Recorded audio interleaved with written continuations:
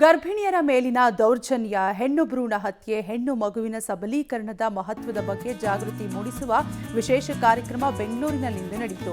ಕೃಪಾನಿಧಿ ಸಮೂಹ ಸಂಸ್ಥೆ ವತಿಯಿಂದ ಜಾಗೃತಿ ಅಭಿಯಾನ ಕಾರ್ಯಕ್ರಮವನ್ನು ನಗರದ ಮಲ್ಲೇಶ್ವರದಲ್ಲಿ ಹಮ್ಮಿಕೊಳ್ಳಲಾಗಿತ್ತು. ಕೃಪಾನಿಧಿ ಸಮೂಹ ಸಂಸ್ಥೆ ಉಪಾಧ್ಯಕ್ಷೆ ಗೀತಾ ಪ್ರಿಯಾ ಗ್ರಾಮೀಣ ಭಾಗದ ಗರ್ಭಿಣಿಯರನ್ನ ಗುರುತಿಸಿ ಗೌರವಿಸಿದರು.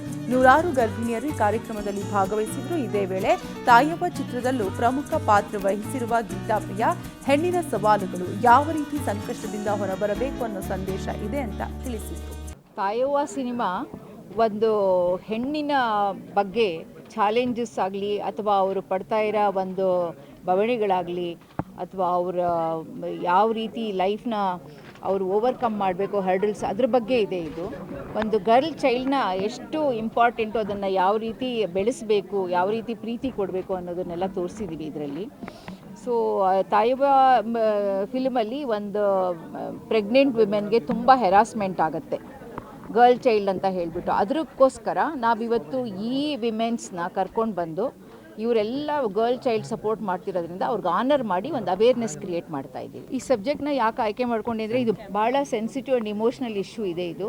ಮತ್ತು ಇದು ಈಗಲೂ ಕೂಡ ಈ ರೀತಿ ಆಗ್ತಾ ಇದೆ. ಇದು ಎಲ್ಲ ಕಡೆ ರೂರಲ್ ಏರಿಯಾದಲ್ಲಿ ಇದು ಅದೊಂದು ಅವೇರ್ನೆಸ್ ಬರಬೇಕು. ಎಲ್ಲ ಜೆಂಡರ್ ಬಯಾಸ್ ಇರಬಾರ್ದು, ಇಬ್ಬರೂ ಈಕ್ವಲ್ಲು. ಒಂದು